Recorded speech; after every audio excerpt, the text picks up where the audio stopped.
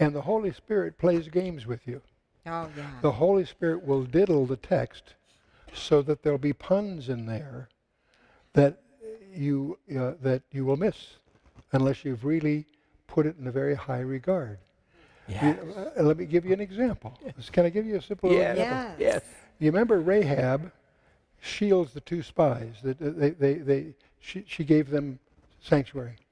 And so she suggests that they shouldn't go back to their camp. They should go in the mountains until the search is over.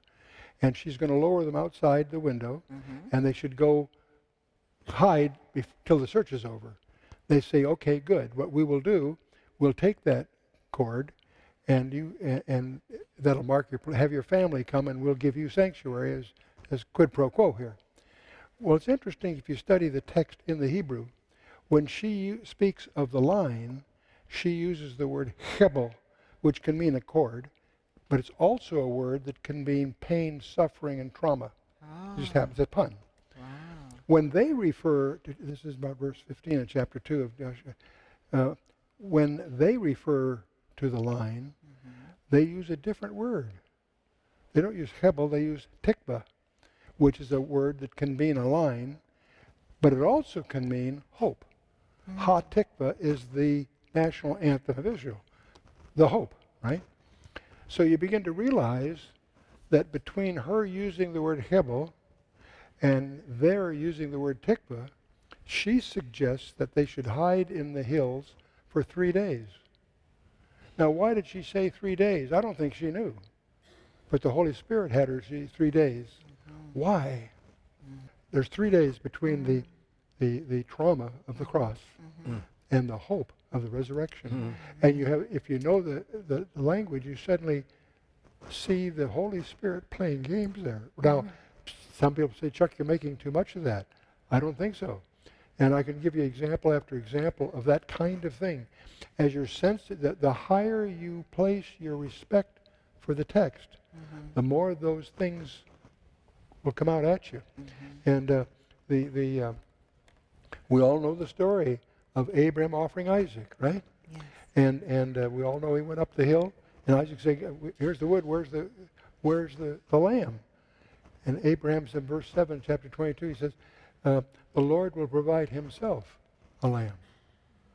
And I always thought, well, he's just stalling the kid till he get up on top of the hill, right? They left the two young men at the bottom. Abraham and Isaac are going up the hill. God will provide Himself. Who? God will provide Himself. What are you saying? We know from Hebrews 11, verse 19, that Abraham knew he was acting out prophecy. So he knew that if he's supposed to offer Isaac, God has a problem because He's going to have to resurrect Isaac to give them the children He promised. So Abraham's problem, that's God's problem, not his. And of course they go up there and there's a last minute substitution. You all know the story. When you get down to verse 19 of chapter 22, it's something very strange. The lamb's been substituted and so forth. Abraham goes down and he and the two young men go home. Well, where's Isaac? He's not mentioned. Now, he obviously went down with Abraham, so the four of them went home. That's not what it says. The name of Isaac is edited out of the record. From the time he's offered until he's united with his bride, 2 chapters later. Oh. You follow me? Yes. Yeah. See, at the well of the High Roy is where Isaac meets his bride, but the person of Isaac is edited out of the record until that encounter. 2 chapters later. The first thing is in chapter 22. It isn't in chapter 24, verse 64, that Isaac is with his bride. So you see the Holy Spirit, I almost see him with his tongue in his cheek. He's playing with the text by making those subtle changes. Obviously, Abraham, when he went down the hill, picked up the two, they went home. Isaac was with him, but that's not what it says.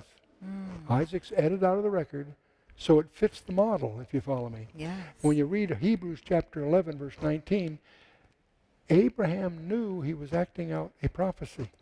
He received him in a figure. How long was Isaac dead to Abraham? From the commandment until he's restored or substituted, 3 days. It's another one of those places There are 7 different places in the Old Testament where there's 3 days between the crucifixion and the resurrection. Not just the sign of Noah, that's a sign of Jonah. That's just one of them. There's 6 others. And I usually let the students track them down. Oh my goodness, I want to see and learn all of this. Is this amazing?